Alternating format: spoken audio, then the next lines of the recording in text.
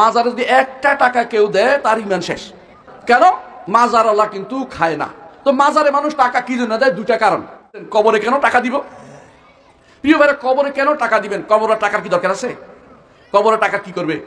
টাকা তো দিবেন এতিমখানায়, টাকা দিবেন মাদ্রাসায়, টাকা দিবেন বিভিন্ন দিন ধর্মীয় প্রতিষ্ঠানে, টাকা ওই এই হাসপাতালে দিবেন, গরিবের খাওয়াবেন, টাকা দিবেন গরিবের ভাত খাইয়ে দিবেন, রাতের বেলা অনেকে খাওয়ার পায় না, তাকে দিয়ে রাতের অন্ধকারে খাওয়াবেন। এটা হচ্ছে টাকা দেওয়ার জায়গা। আর আপনি যদি কোনো টাকা দেওয়ার জন্য মাজারে মাজারে ঘুরেন, মাজারে যদি একটা টাকা কেউ দেয় তার ইমান শেষ।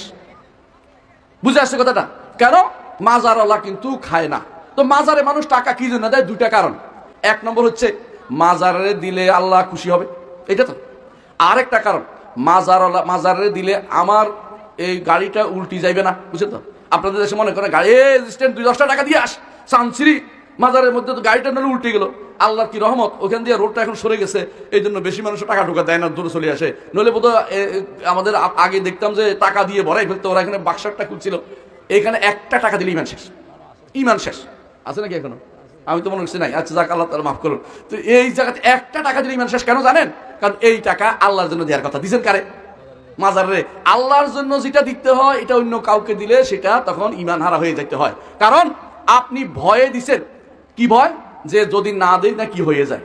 অথবা বেশি ভালোবেসে দিচ্ছেন, যেই ভালোবাসা আল্লাহকে ভালোবেসে দেওয়ার কথা আপনি দেন নাই, এই কারণে আপনার এটা ঈমান নষ্ট করার জন্য যথেষ্ট।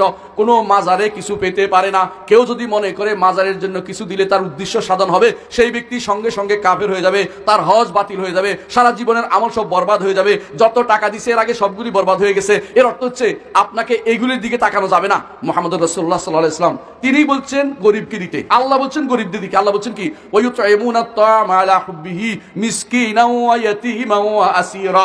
আল্লাহকে ভালোবেসে তারা দান করে ইয়েতিমকে, মিসকিনকে এবং কয়েদিকে। ইয়েতিম চিনেন তো?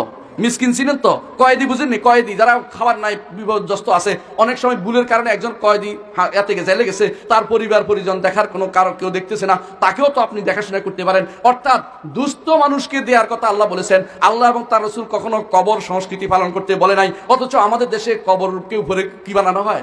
কি বানানো হয়? মাজার, কবর উপরে সৌধ নির্মাণ করা হচ্ছে। মুহাম্মদ রাসূলুল্লাহ সাল্লাল্লাহু আলাইহি ওয়াসাল্লাম বলেছেন, সহিহ মুসলিম, আবু দাউদ, তিরমিজি, নাসাঈর হাদিস, আপনারা সবাই খুলে দেখেন। আমি শুধু নামগুলি বলে যাচ্ছি কিভাবে রাসূল বলেছেন। রাসূলুল্লাহ সাল্লাল্লাহু আলাইহি ওয়াসাল্লাম ইউজাসাল কবর, কবর বাদাই করতে রাসূল নিষেধ করেছেন। বুঝছেন কিনা?